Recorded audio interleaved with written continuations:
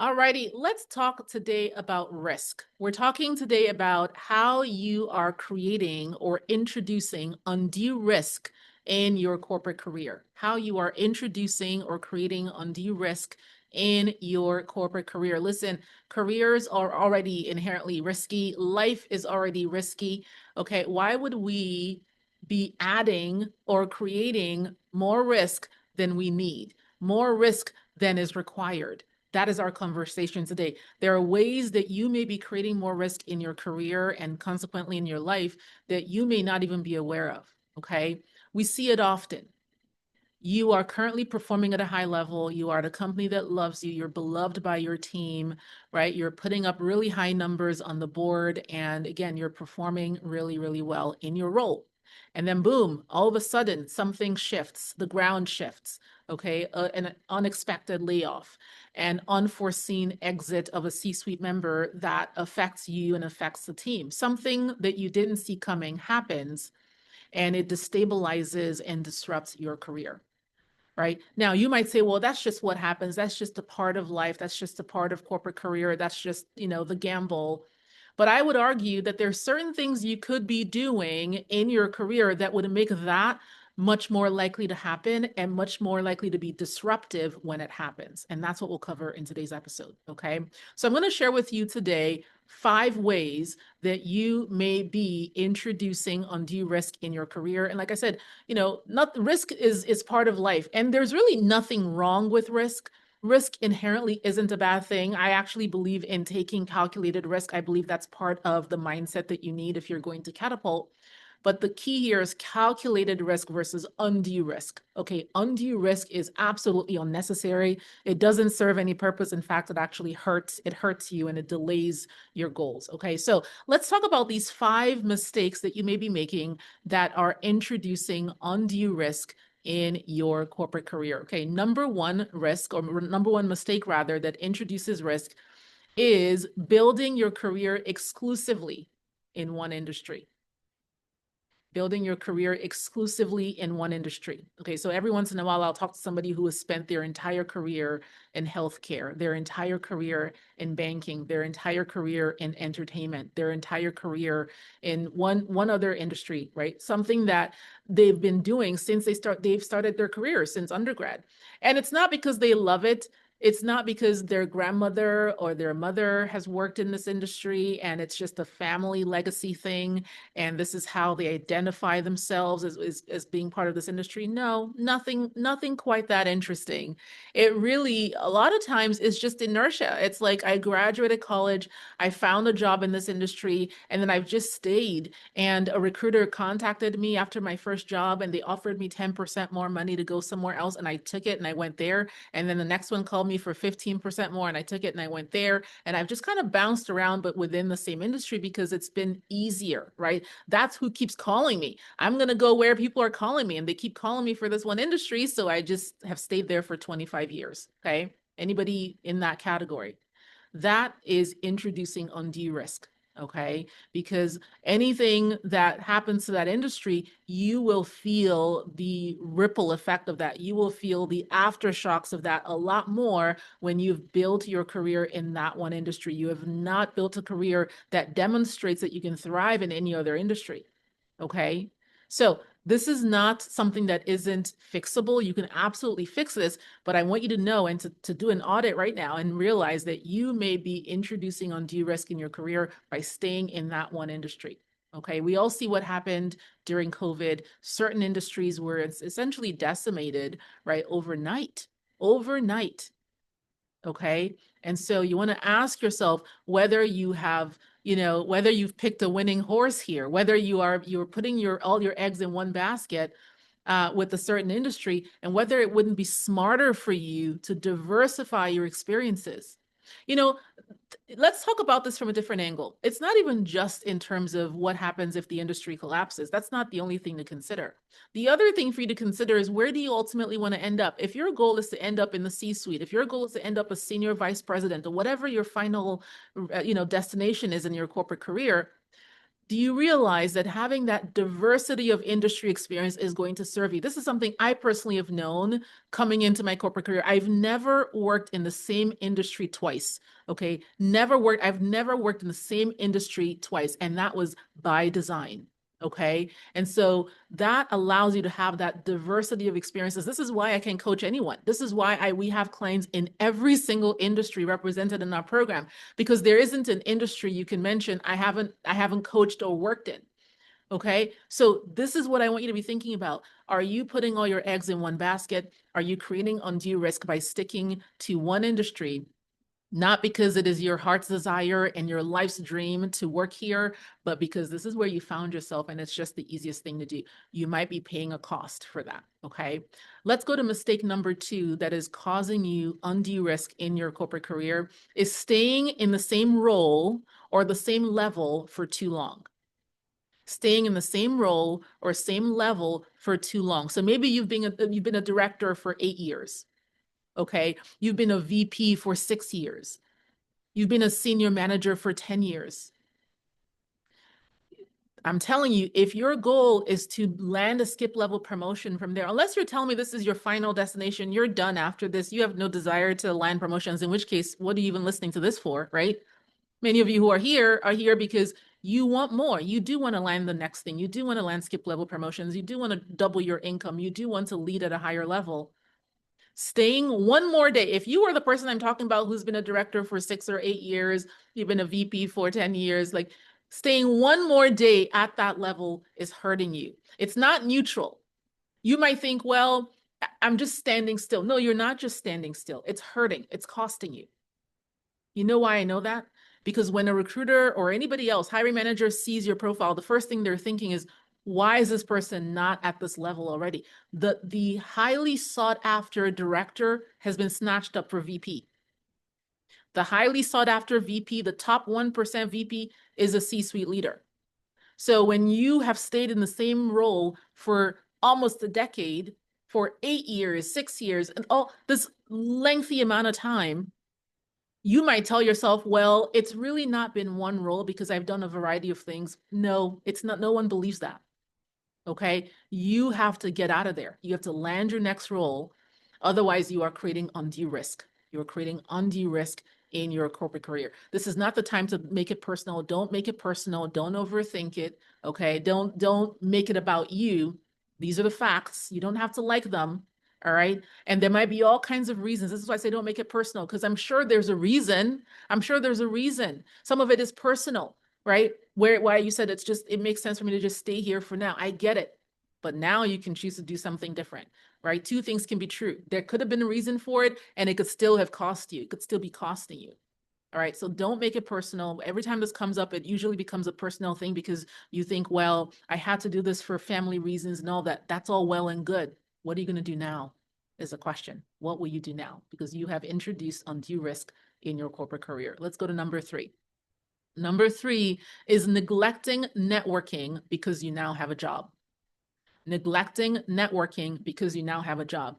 When you were looking for a job, when you were unemployed, you were a networking machine, okay? You treated networking like a job, and it worked, and now you've landed something, and now you've allowed your network to fizzle. The conversations have dried up. You don't have any more meetings on your calendar. You start to ignore the recruiters that you were hounding at one point.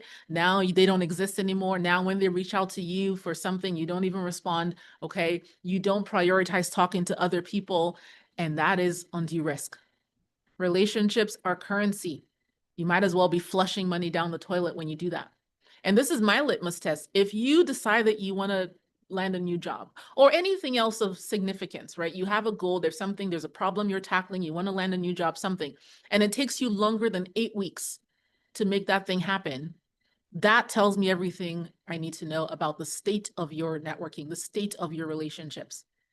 Do not allow your relationships to go cold. Do not allow your networking to go cold. You've already invested so much time and energy, okay, in doing that. It got you to where you are now. Don't start from scratch next time, okay? Keep your relationships warm, nurture them so that you can leverage them when the time comes, okay? So One way that you may be introducing undue risk is neglecting networking because things are stable now. You now have the job. You're not looking anymore. Okay. All right. Let's go to number 4. Number 4 is going into your next role unprepared. Okay. Going into your next role unprepared. So you've landed your skip level promotion. You worked really hard. You were a director. Now you've landed VP, or you were a VP. Now you've landed a C-suite role. Okay. Congratulations. You did it. But what happens for most people is they don't do anything to prepare. They don't do anything to prepare. They might take a vacation, right? They might buy some new things, some new clothes, and all of that. They might relocate to wherever they need to go. But in terms of preparing from a mindset and strategy standpoint to step into this job, this level they've never held, most people don't do it. They don't do it. Okay. When it comes to thinking about how am I going to gain trust quickly in this organization? How am I going to get people who've never met me before, don't know me, to get on my agenda enthusiastically? Right? They don't do that. How am I going to deliver record-breaking results through other people? They don't do that. What will my 12-month or 24 or 36-month vision be for this function? They don't do that. They just show up expecting to just figure it out because that's what they've always done, forgetting that what got you here will not get you there.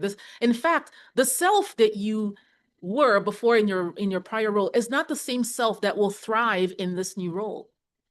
And landing the job, right? The 10 to 12 to 16 interviews you had to do to land the job, that was the sprint. Now this is the marathon. You have to prepare. When you don't prepare, you introduce undue risk. And here's the thing. Nothing may happen. Nothing catastrophic may happen. You start the job, you didn't prepare, they retain you, you don't get fired, you stay in the job, nothing happens, nothing bad happens, everything's good. But nothing extraordinary happens either. Okay? So now guess what? 12 months from now, 18 months from now, you want a promotion. You want something significant. You want the organization to invest something in you. And they say no, because you've been average. They see you as average. You did not build a strong brand from day one. I've always said this, your first 90 days at a new company are, fundamental. They are fundamental. If you botch that, if you don't maximize that, you will have a harder time trying to land a promotion, getting them to invest in you, all the other things. You have to navigate those first 3 months with intention. So when you don't prepare, you squander those 3 months. And it doesn't feel like you're squandering it because to you, you're like, I'm learning, I'm meeting people, I'm networking, all the things, right? I'm not saying you're sitting idly by, twiddling your thumbs. I'm saying there are some very strategic activities you have to be doing in those first 90 days that if you don't do it, it will cost you. It will create undue risk. Okay. And it will create risk, not just in terms of retention, because again, and retention risk is high, attrition risk is high at this level. When you're a C-suite leader, when you are, a VP, when you're a senior director, the risk of not being retained in the first quarter is pretty high, higher than if you were, somebody junior. But beyond that, you have to look ahead. What is it that you want your experience to be like at this company? What do you want the company to do? Okay, when you decide you want a promotion, when you decide you want them to invest in you, when you decide you want additional headcount, whatever it may be, right? Do you want them to be enthusiastically saying yes? Or do you want to be hit with we don't have a budget, we're going through restructuring, let's wait and see, right? One signals that you are the obvious choice, and the other signals that you are seen as average, okay? Last but not least, mistake that you may be making that is costing you or creating undue risk in your career is that you are making your manager the hub or the node to all your other relationships in the organization. Your manager is the command center to all of your other relationships in the organization. And that is one of the biggest, most subtle ways that you are introducing risk, okay? So for one, this is what this looks like. Your manager is the only person of any influence or any significance that knows what you're working on, that knows in depth what you've delivered. It's all through your manager. You have not managed to cultivate any other relationships to a significant degree. Yeah, people know you. They know your name. They know where you sit. They know what you do. But that's it. That's the extent of it. You have not managed to nurture any relationships beyond your manager. And so guess what? You are tied to that manager. This is why a lot of times when the manager leaves, the people with them leave too, right? When the manager gets fired, all the other people get fired because there's no other champions, there's no other sponsors, and there's nobody else who is really aware of your existence in the organization and the value that you deliver at that level. And so there's no one who is really fighting for you or championing you at that level, right? Not to mention, if your relationship with your manager isn't stellar, that's on undue risk, right? That's undue risk. There are all kinds of reasons not to do this. This can be its own topic, right? But ultimately, making your manager the focal point, the node, the hub, right, where everything kind of converges to your manager. Your manager is the only person that has the highest amount of knowledge of what you're doing and the value that you bring. That creates risk for you. Okay. One of the clients that we had a couple years ago called this being behind a parked car. If your manager is a parked car, your manager maybe is not seen as someone who is promotable. Your manager is seen as someone who is a bit of maybe they're an expert themselves. And so they're not going to be promoted. So now you're parked behind them, right? You've tied your fate to them. Not a very smart thing to do. Okay, not a very smart thing to do. And yet it happens all the time. Not because you don't want more or you don't want to be promoted. It's just inertia. It's just not really thinking about it, not being strategic. And this is why I always tell people, like, whether you work with us or not, make sure that you have wise counsel. Make sure that you are pouring into yourself. Make sure that you are up leveling when it comes to the knowledge that you have, the strategies that you're deploying in your corporate career, right? The mindset that you are adopting as you navigate your career. That will make all the difference for you. Okay, landing the job externally is one thing, but thriving in it. Okay, building the right brand, being seen as promotable, being seen as someone who the company is continuing to invest in. That is everything. That is going to shape not just your experience in your job, but the likelihood that you will be seen as a top 1% leader for whom the company will bend its rules over and over, and who is, first in line rather for that next promotion. So let me know, which of these mistakes have you been making without knowing, right? We've all been there. No shame in the game. When you know better, you do better. Which of these has been the thing that, again, has been that quiet threat, right, that you've been missing? You didn't even know you were doing it. You didn't even know to look for this, but it's been happening. Let me know. Write me and let me know. And now let me know what you're going to do. What will you do as a result of this episode? Thank you for listening. I hope that this has been insightful for you. We'll see you in the next one.